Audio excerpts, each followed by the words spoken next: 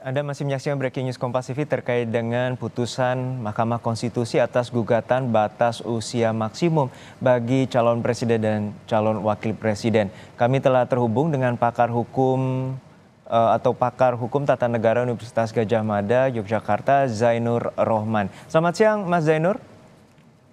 Selamat siang, iya saya dari Pukat, Mas Juno. Baik, terkait dengan hasil putusan dari Mahkamah Konstitusi bahwa saat ini hakim telah menolak semua perkara gugatan dan salah satunya ada juga perkara 102 terkait dengan batas usia 70 tahun dan juga terkait dengan adanya permohonan pelaku pelanggaran HAM berat maupun penculikan aktivis ini menjadi salah satu bagian dari poin gugatan. Seperti apa Mas Zainur melihat hasil putusan terutama terkait dengan putusan 102?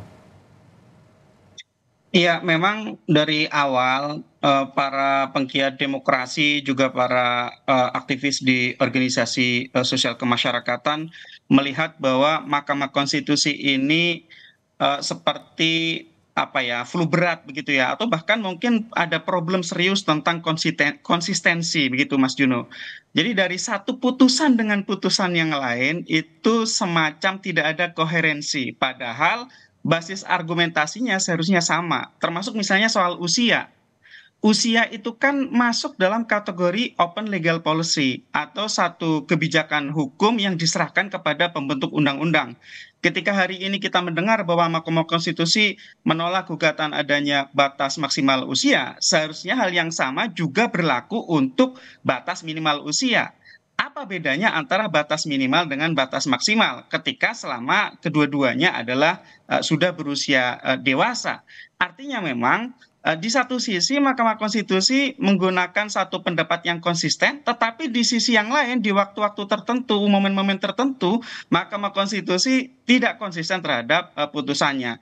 Nah, itu kemudian yang banyak dikritik oleh masyarakat ketika Mahkamah Konstitusi di dalam mengeluarkan putusannya itu tidak ada satu pakem atau satu standar yang jelas yang dipegang teguh untuk memutus perkara siapapun penggugatnya, siapapun pemohonnya, atau siapapun yang akan diuntungkan atau dirugikan. Karena Mahkamah Konstitusi itu kan hanya berfokus pada isu konstitusionalitas dari satu norma. Apakah satu norma itu bertentangan atau tidak dengan ketentuan di dalam Undang-Undang Dasar 1945, Mas Juno. Sehingga kalau hari ini kemudian soal batas maksimal usia itu ditolak, Mas Juno, seharusnya kemarin di batas minimal usia juga seharusnya ditolak, dan itu harusnya ada konsistensi dari putusan Mahkamah Konstitusi yang bisa dilihat dari pertimbangan hukumnya, rasio desidendinya. Kenapa? Karena otak dari sebuah putusan itu terdapat pada pertimbangan hukum, sehingga akan harusnya inline dengan amarnya, dengan putusannya, dengan perintahnya. Nah, itu yang kemudian banyak dikritik oleh masyarakat, Mas Juno. Ya, ini Anda menyoroti terjadinya inkonsistensi dan ini juga sebenarnya bukan ranah dari Mahkamah Konstitusi terkait dengan open legal policy. Dan dari pandangan Anda bahwa tadi juga ada interupsi ataupun keberatan terkait dengan adanya dugaan konflik of interest, mengingat bahwa dari hakim ketua ini merupakan paman dari salah satu calon atau bakal calon wakil presiden Gibran Rakabuming Raka. Lalu seperti apa Anda melihat bahwa proses di Mahkamah Konstitusi ini membuat publik bertanya-tanya? Iya, memang concern dari Pukat atau rekan-rekan yang selama ini bergiat di isu anti korupsi, di isu transparansi dan akuntabilitas, salah satunya adalah pengelolaan benturan kepentingan. Benturan kepentingan itu terjadi ketika seorang pejabat publik itu ketika mengambil keputusan diduga memiliki interest atau kepentingan pribadi. Nah, di dalam norma, di dalam etika itu ada tata cara bagaimana ketika seseorang itu berpotensi memiliki kepentingan pribadi ketika akan mengambil keputusan untuk jabatan publik.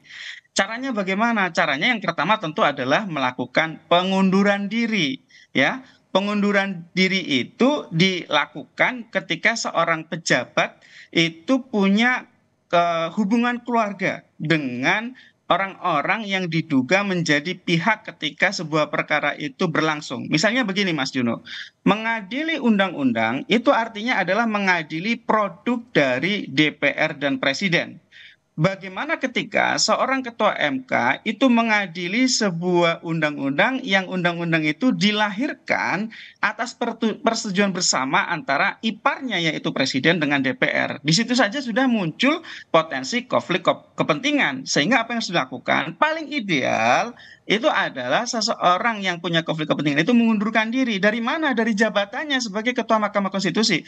Karena tugas-tugas dari Ketua MK itu sangat berkaitan langsung dengan tugas-tugas presiden. Yaitu yang pertama adalah mengadili permohonan judicial review undang-undang. Yang kedua adalah mengadili dugaan pemberhentian presiden yaitu impeachment. Yang ketiga adalah perselisihan hasil pemilihan umum, dan yang keempat adalah ketika mengadili sengketa kewenangan lembaga negara. Baik, baik. Semua kewenangan itu sangat berkaitan, Mas Juno, sehingga itu tadi. Baik, saat ini kami masih terhubung dengan Mas Zainur Rohman, peneliti Pusat Kajian Anti Korupsi dari UGM. Mas Zainur, tadi Anda menyatakan bahwa ada inkonsistensi terkait dengan putusan MK sebelumnya, bahwa perkara 90 Mahkamah Konstitusi mengabulkan sebagian terkait dengan persyaratan bahwa calon wakil presiden atau calon presiden dapat berusia 40 tahun dengan pengecualian pernah menjabat ataupun sedang menjabat sebagai kepala daerah. Dan saat ini 5 perkara terkait dengan batas usia maksimum, Mahkamah Konstitusi tidak mengabulkan atau menolak permohonan dari seluruh para pemohon. Seperti apa Anda melihat, dan apakah nanti Majelis Kehormatan dibentuk, dan seperti apa catatan Anda terkait dengan Majelis Kehormatan dari Mahkamah Konstitusi? Ya, yang pertama tadi saya sampaikan ya bahwa sangat penting bagi MK untuk punya konsistensi di dalam memberi putusan terhadap permohonan yang diajukan kepada mereka. Konsistensi itu menjamin aspek kepastian hukum. Kalau batas usia minimum mereka kabulkan, meskipun melalui jalan berputar, yaitu ditambah dengan pendapat sudah pernah menjabat sebagai kepala daerah, tetapi kan publik tetap membaca itu kan soal batas minimum usia. Maka kemudian seharusnya ketika MK membuka kotak Pandora open legal policy, maka ketika ada permohonan batas usia maksimum juga seharusnya MK konsisten. Saya dari awal berpendapat bahwa soal usia itu adalah open legal policy yang menjadi kewenangan dari pembentuk undang-undang yaitu DPR dan Presiden, sehingga seharusnya MK tidak membuka kotak Pandora baik itu usia minimum maupun usia maksimum.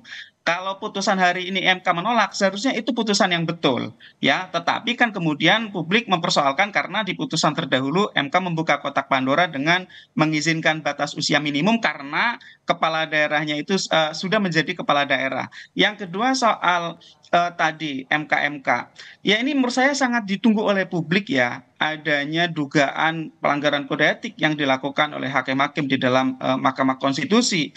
Ya, meskipun ada berbagai macam bentuk laporan ya, ada laporan soal bagaimana dianggap mempermalukan rekan koleganya sebagai sesama hakim, tapi bagi saya bukan seperti itu seharusnya yang diproses oleh MK-MK.